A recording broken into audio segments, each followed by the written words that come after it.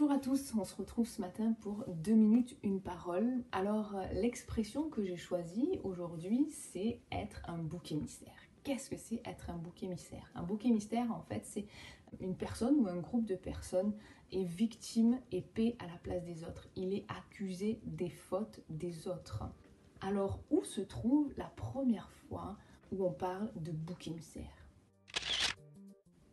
Bien sûr dans la Bible, et plus exactement dans les Lévitiques. En fait, Dieu avait prescrit des rituels au peuple d'Israël. Et dans ces rituels, il avait un rituel d'expiation, c'est-à-dire de réparation, quelque part, réparation que le peuple d'Israël avait fait des erreurs vis-à-vis de Dieu, avait péché vis-à-vis de Dieu, avait manqué le but vis-à-vis de l'objectif que Dieu avait pour eux.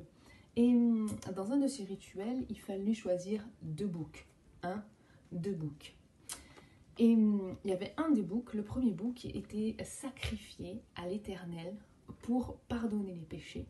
Et le deuxième, on va le lire dans Lévitique au chapitre 16 et au verset 10, où il est écrit « Quant au bouc désigné par le sort comme bouc émissaire, on le présentera devant Dieu vivant, devant l'Éternel, pour servir à l'expiation, donc à la réparation, et pour être chassé comme bouc émissaire dans le désert. » Ce deuxième bouc était choisi pour enlever, pour effacer la culpabilité du peuple et pour que quelque part ils prennent toutes les fautes, tous les péchés de ce peuple et qu'ils soient envoyés au loin dans le désert comme si tous ces péchés s'éloignaient au loin pour les oublier, pour les effacer.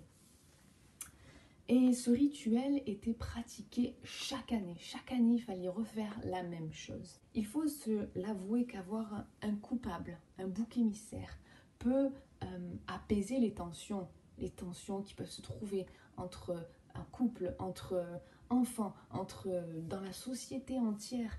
Et parfois, c'est pas toujours le bon bouc émissaire qu'on a choisi. Peut-être parce que on ne prend pas les responsabilités de ses erreurs en disant mais non, moi tout va bien, je n'ai rien fait de mal. Et pourtant, ça nous arrive de faire du mal. C'est dommage parce que le bouc émissaire joue un rôle de victime réconciliatrice.